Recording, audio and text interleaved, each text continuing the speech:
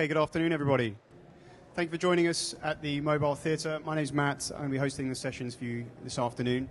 I work for Sitecore. We're sponsoring this theatre. We also have a rather unassuming stand just behind you if you want to come and say hello. Next up for you today, we have Jonathan Setty. Jonathan is the Sales Director for MoPowered. And Jonathan's going to be talking to us today about the challenges that are facing merchants in their efforts to convert mobile browsers into mobile buyers. So please welcome Jonathan. Hi guys. So before we start, I thought I'd give a little bit of context around about my background. I'm fortunate enough to have had a career in digital that spans around 11 or 12 years, I think now. I started off at a company called Comscore, who do website analytics. I spent about 6 years there. And then I moved into the performance search marketing world and the performance display world, most recently 3 years at Criteo, who have been in the news recently for floating. The reason I'm bringing that up is because having been at MoPowered now for the last 6 months, I see such a similarity to where we were in around about 2002, 2003 in the e-commerce landscape. And what I mean by that is I joined MoPowered, I joined the mobile world because mobile's where it's at. Everyone has their connected devices in their pockets all the time. Last thing you check at night, first thing you look at in the morning. Mobile's a really important channel to be communicating with customers with.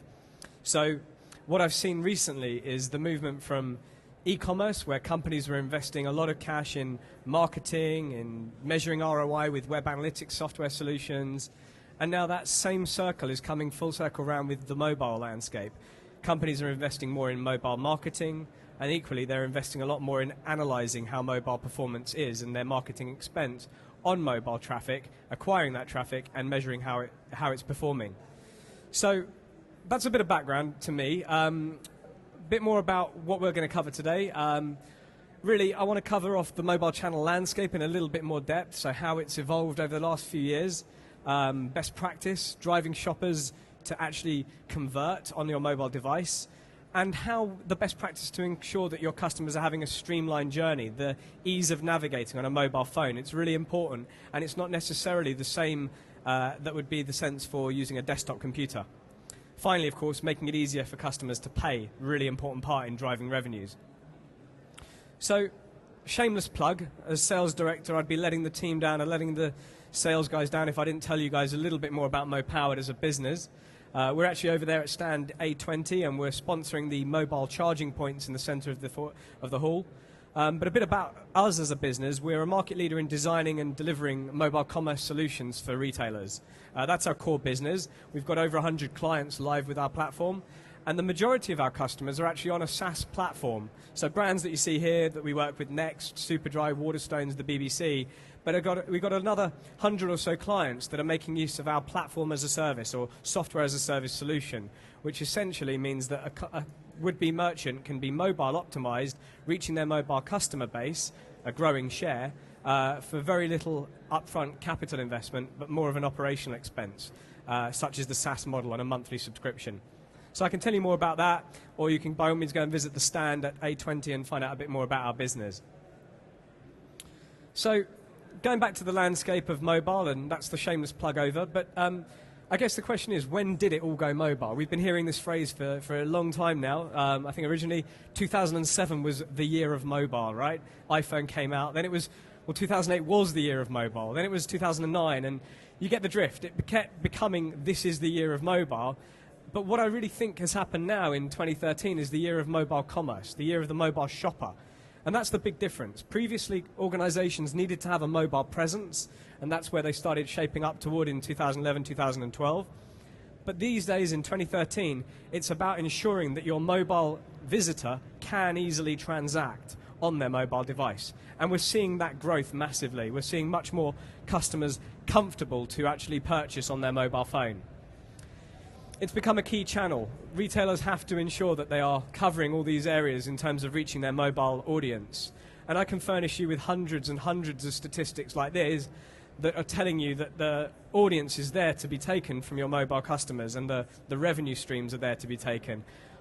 Favorite of mine is the O2 one there. By their own admission, smartphone users are actually spending twice as much time on the internet browsing than they are making calls. So they're all adjusting their service plans accordingly and charging for minutes and data as opposed to calls. Smart move. Another one that I like is that not having a mobile site is the equivalent of having your high street store closed one day a week. So you get a sense of how important mobile is becoming for all these online e-commerce providers.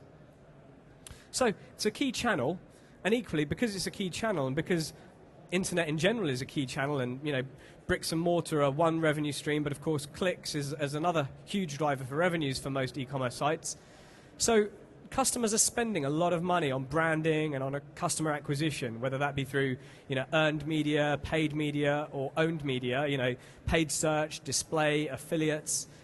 The problem is all that activity to drive your visitors, what we're seeing is for every £80 spent on bringing traffic to your website, only £1 is spent actually looking at how to improve the conversion architecture, getting those customers through the bottleneck, through the journey, into that final payment and getting them to complete that purchase.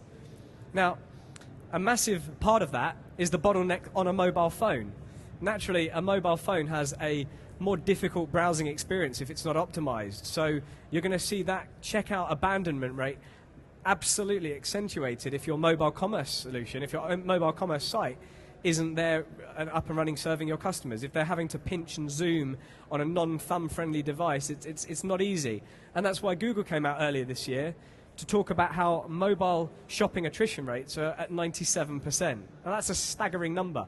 That's the people that have got all the way through to adding products to their basket. They've browsed, they've looked at dresses, shoes, handbags, dinner shirts, suitcases, whatever it is they're trying to buy, that needs must purchase, but then they can't quite go through that checkout because the journey isn't easy enough for them.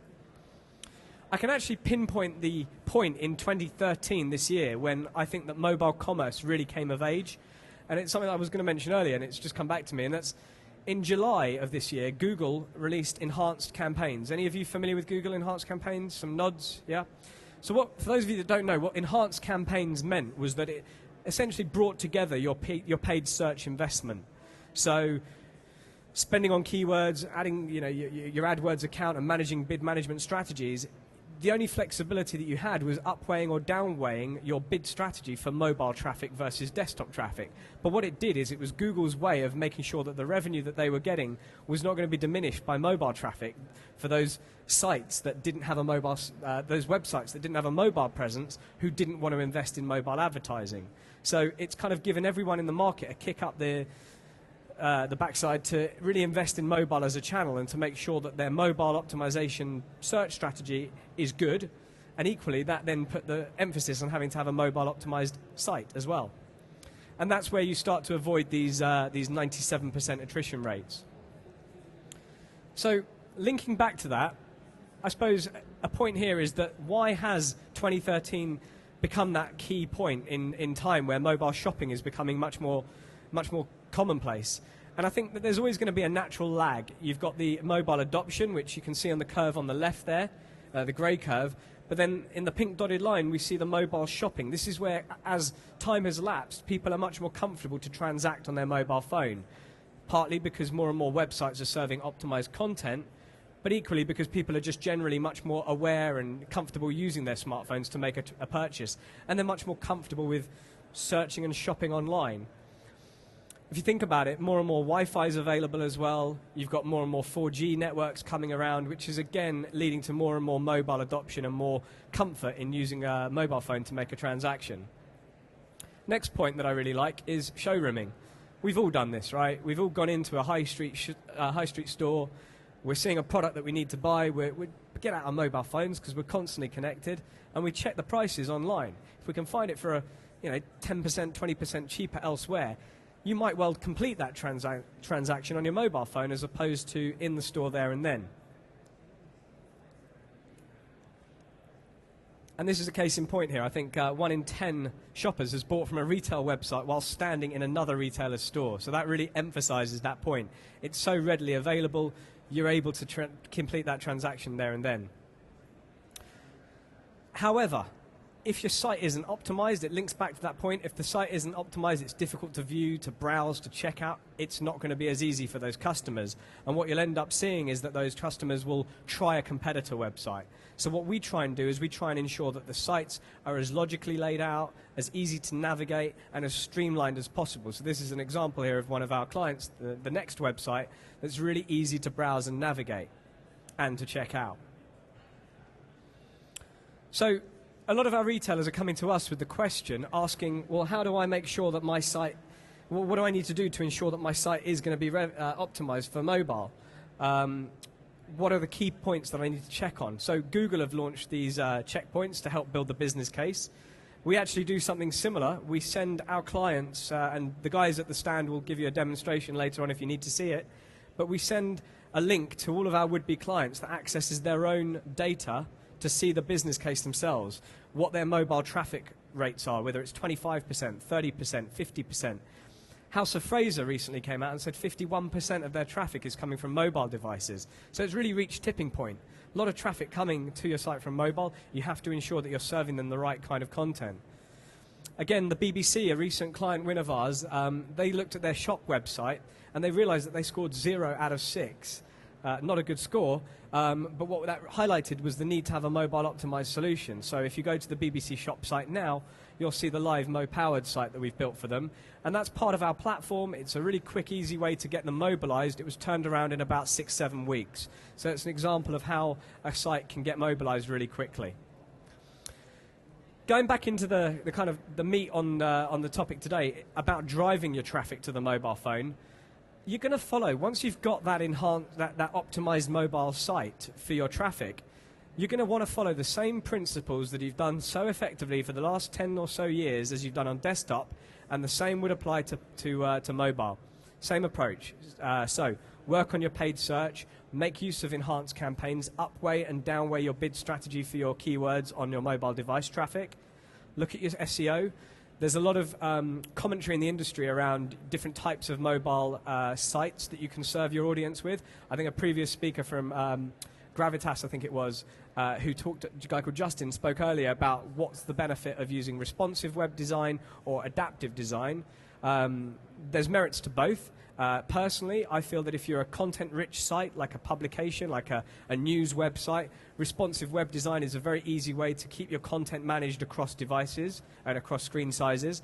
But the moment you start to become an e-commerce site where you've got the basket and checking out journey, personally, and the industry commentary points toward it being better to have a mobile optimized site, because you want to make sure your customers can actually use that phone, that device, to check out and to browse easier than they would do by gracefully degrading a desktop site into a smaller screen.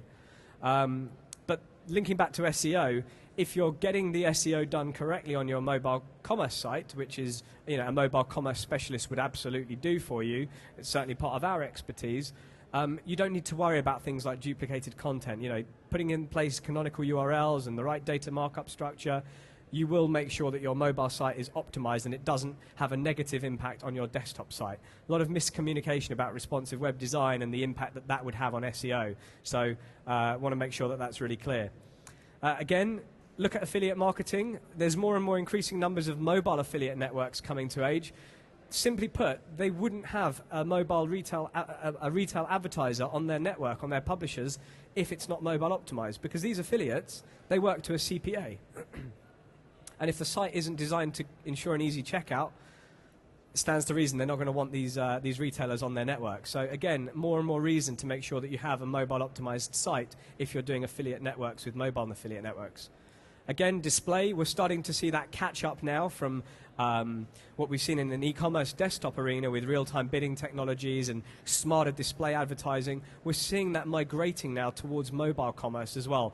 Using the devices that you're carrying around with you, you can get some really smart display technologies that will ensure really relevant targeted advertising to those mobile browsers. Of course, email, the stats go higher and higher every day, but we all do it. We all check our emails in the morning whilst we're waiting for a train or a bus on a platform. Open rates on email are staggeringly high in the mornings. If you're not linking on an optimized email to a mobile optimized site, again, you're missing a trick there. Those customers will come through thinking that they're on an optimized email, view page, and they'll click through to a product link, but it will be a desktop page, and they will not want to complete that transaction no matter how good your email message is in terms of promotional marketing assets. Then you've got to move into the more device-specific activity like push notification, text messaging, and of course in-store location-based incentives. You know, more and more clients are asking us about the opportunity to use geo-targeting, someone that walks past a store, and how you can push notify them if they've got the app downloaded. You know, all these opportunities are there for the taking in terms of driving your traffic to the mobile phone. So make use of them. That's all we can advise on that. Favorite of mine, QR codes. I think it's kind of came out a little bit ahead of its time a couple of years ago, but we're now really starting to see it's taking off again. It's that connection between offline print and, you know, bus stop stands to the mobile phone. For those of you that have been to the gents' toilets, there's actually QR scanners above the urinals in the gents, which is not so hygienic. The ladies are sort of shaking their heads and there's a risk of dropping your phone, but it's that classic example of how you can scan something on your mobile device and immediately be immersed in that mobile site as well. Touch and go whether it's going to really take off further, but it's definitely a way to bring traffic to your mobile site. It's a way of acquiring traffic. So how to convert more mobile browsers into buyers. Again, it's the same as been done for desktop for years. First things first, define your objectives. You want to look at what you're measuring to start with. What is it that you're trying to optimize? What is it you're trying to achieve on your mobile site? Is it increased sales? Is it bookings? Are you trying to drive more click-to-call activity? Traffic, stickiness of content? What your first objectives are, that's the most important thing to start clarifying and deciding what you're looking to optimize. Then you've got to move over to how you're going to identify, how you're going to measure these improvements. Looking at revenues, looking at funnels, goals, time spent on site. All the analytics data is there at your disposal, whether you're using a free tool like Google Analytics or one of the more paid-for solutions, you know, the Web Trends, the Adobe Analytics solutions. All the data is there to look at. It's whether you've got the time and the energy and the inclination to understand the data. But it's important to do that because that's how you can start to make informed decisions about what changes to make improvements. Look at the data that you're seeing, change navigation, change your checkout options, change the way a call to action looks. Does a red buy it now button work better than a green buy it now button? The only way you can actually understand if something that you're doing is right is to make a change and measure that impact. Look at it broadening out your device coverage. For example, if you haven't got a presence on app stores, look at your analytics data and make a decision on which apps are worth investing in for that share of traffic. If 50% of your traffic are coming to your site via an iOS device, stands to reason you might want to look at developing an app for iOS. Again, you can also look at the actual transaction volume, not just traffic, but how much of your traffic is transacting via each different device. So as I say, monitor the effect of the changes and then continually do the same again. It's a continuous improvement process. You don't want to just stand still. You want to continue to make these changes, change something back again. Maybe seasonality had a play in a change that you might have made previously. Test for a statistically significant duration as well. No good testing for a couple of days. You want to run tests for at least a few weeks.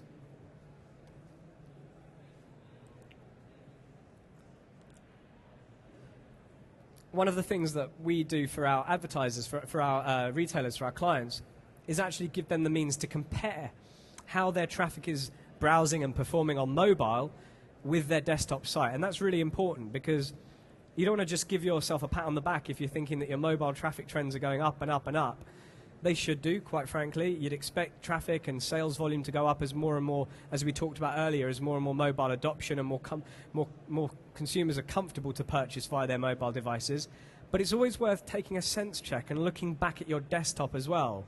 And what we do is, if our clients give us access to their analytics for desktop, we provide the means for them to see that comparison in one visual dashboard. So these are some examples of, this is anonymous data, but it gives you that comparison between your mobile traffic and your desktop traffic. And it's really important to do that as part of the continual learnings that you're going to expect to take from mobile investment. Which links nicely to the next point about this continuous improvement plan that we believe in at MoPowered. Essentially, you look at all the consumer touch points, whether that's around the design of the mobile site, the creative, the user experience, how the payment journey works, the checkout, the integration with back-end systems, the support, how readily available a click-to-call button is. All these consumer touch points, this is where your customers are interfacing with your mobile commerce presence. If you keep trying to improve all 6 of these, you'll constantly get uplifts in performance, in conversion rates, and therefore revenue. And this is what we strive to do with our customer base. We're looking to always improve how that mobile commerce journey can continually evolve. And the benefit of our platform being software as a service, I often make the comparison with Sky's graphical user interface for their TV guide. Any change that they make will immediately be rolled out to 1 million customers. Now, all right, we haven't got 1 million customers, we're getting there, but what it does mean is that the more we learn from our customers that we have, over 100 retailers on our platform, we take those learnings and apply them to continuously improve our SaaS platform for the benefit of all of our retailers. So all of our retailers are getting a continually evolving solution. Examples of this, we look at customer journeys, we look at the checkout, the streamlining of a checkout. It's absolutely no good to try and replicate your desktop conversion of checkout. 7 or 8, 9 stages to ensure a customer will try and convert on a mobile. No wonder 97% are dropping off when they get to the start of this phase of their navigation. We don't like that at all. Big pink cross there. What we prefer is trying to streamline that journey into maybe 4 or 5 quick steps, trying to cache some certain pieces of data that will pass through to the next load, essentially minimizing the page loads. No good if you're going through a tunnel and you're dropping from 3G connectivity to the dreaded edge or circle of death on your iPhone of no coverage. You want to make sure that the journey of the navigation journey and the load speed is as fast and as easy as possible. We do some really clever things for our clients. So, for example, the device, make use of device functionality. You're sat at home making an order for your shoes for tomorrow's ball or tomorrow's event that you're going to, or you're looking for a new luggage because you're going on holiday the next day, you're shopping at work. Why would you have to enter with your thumbs a postcode and an address for that delivery when your device has the facility to use device GPS location? So you can click on the button on the phone, it will say, do you wish to enable device location check? And then it will pre-populate that form. Again, it just makes that easier for your customers to enter a form. Another thing, if you're PCI DSS compliant, remember the card. If you're a frequent customer, no need to have to keep manually entering those details, those payment cards. Just store the card details. All these contribute to a quicker conversion and therefore an uplift in conversion rates. Another area of focus for us is page load. I think it's a great stat here. Amazon came out with about a year or so ago. For every 100 milliseconds of delay, it cost Amazon 1% in sales. I'll let you take that in for a minute. I mean, that's a staggering number again. And what we did in, I think around about May, June time this year in our platform was we released an update that halved our page response times. Really important to have page load. I can't emphasize that enough on a mobile screen. And this is where, again, if you get into the debate around responsive web design, when you're loading lots of layers, it can cause issue with the speed of the page load. So if you're looking to, at the end of the day, people browsing on a mobile, the device is a good proxy for intent. It's task orientated. Speed is of the essence. The page load speed is really important. So we make as many efforts as we can to improve page speed. Critical success factors. These are really important factors. As I say again, keep it quick. Make sure it's fast. Mobile redirects, they should be in place. As I say, if they're not redirecting to the mobile site, your customers may not ever know. I think the guy earlier spoke about that with the NHS. If anyone heard, panicking woman looking after her baby couldn't get to a user-friendly site because they didn't have the redirect live. It's a simple bit of code, but it allows you to drive your traffic to the right mobile-optimized site. User interaction, make sure it's thumb-friendly. Consistency, simplicity. I always say this, less is more. Again, the experience on a desktop device is vastly different. On a desktop, you can sit back, you can take in more content, you can watch video, you can really consume and get the most of that desktop experience. On a mobile phone, you want to be able to find what you're looking for. It's task-orientated, keeping it simple will have a payoff in the actual conversion rates. And of course, finally, the ability to transact. That's a really important point. So finally, sort of drawing towards the close here with the everlasting debate of mobile web and mobile app. What do I do first? Do I build an app? Do I look at my customer base and do they want an app? Well, the classic screen there of the Romney and Urbana, essentially it's not strictly an either or decision. You can make use of your own data that's at your disposal to determine what you should do first. Now, our view, and I think the industry would tend to agree, mobile web will reach your broadest audience. It stands to reason. It's device agnostic. You know, they're able to browse. If you focus on building a mobile optimized site, you're going to get much more of your traffic viewing something that's more optimized for that screen. But then look at your data. Weigh up the pros and cons of what's going to be better to focus on. If it's iOS, is it going to give a better user experience? But then what kind of cost to market is this going to take? You've got to weigh in a lot of considerations. But typically we see iOS and Android as the most common routes that people go via the app routes after they've done mobile web. I suppose this links, it's a nice segue into the platform that we offer and the way that our approach to driving a modular architecture across all channels for mobile. And the way we work is we essentially take a hub and spoke approach. So we integrate with the client's data, whether that be through a feed that we take or whether we take a web flow of their own data, we syndicate the content, we effectively scrape the content from their own website to build the feed that we need. So we're accessing the data either through that way, through a feed, or through an API if it's a really deeper integration. We apply the business logic that will ensure that we're serving the right content, and then we take care of the clever stuff around putting it out there. So next point would be mobile web, all the different browsers for all the different device operating systems. But then from that same hub and spoke architecture, we can roll out native apps across BlackBerry, Windows, Android, and iOS. And that's I suppose the beauty of our technology is that it doesn't mean you have to make a decision on which investment to make next, because they are costly investments if you want to go down the native application route. If you've got that right, if you've invested once in the data access and you've got the means to contain that data first off, you can then roll out the different applications thereafter. And of course, you want the adjacencies that come with that. So SMS, vouchers, push notifications. The management team will want the information, uptime monitoring, service SLAs, heartbeat monitoring. Customers, consumers, we talked about NFC, QR codes.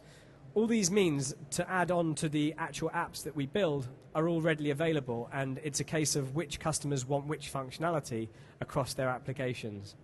So that's a key point there. When you're building, when you're making a decision as to which route to go down, mobile web or which application to develop next, think about an approach that might scale so that you can do different applications. A number of conversations I'm having with brands in the market at the moment are around that they've invested in one application and they're prohibited by the huge cost to roll out another application on a different device for a different operating system. So finally, we talked about how you're driving traffic, how you're ensuring that they can convert better, and which routes to go down next with applications or mobile web. Most important point to wrap up with would be making it easier for your customers to transact. Absolutely, do not forget about the PayPals, the Google Wallets, the Amazon payments. There's an example of a talk I went to a few weeks ago, and I can't remember who it was, which retailer, and it's probably for the better that I don't disclose it anyway. But they went for an integration partner that was building them an iOS app, but they only really covered PayPal as a payment gateway, as a payment partner. So they were missing out 70% of their customers who couldn't convert if they didn't have a PayPal account. So it's really important to try and broaden that, any means to make payment as possible. Payment is the #1 conversion driver. You absolutely need to get that right. That's all for me. As I say, we're at stand 820. If your phone batteries are coming to a thin trickle at the end, there's our mobile charging points in the center of the hall. Any questions, come to us, or if there's time at the end here, I'm happy to take some. Absolutely. Thank you, Jonathan. We do have time for a couple of questions, if there are any from the audience. No? Okay. Well, look, thank you very much for your continued attention. I know it's getting late in the day. Jonathan and his team just behind us are going to be hanging around the stand for a moment. So if you have any questions, feel free to walk over to those guys or pop along to their stand. Let's just give a round of applause to Jonathan. Thank you very much. Thank you.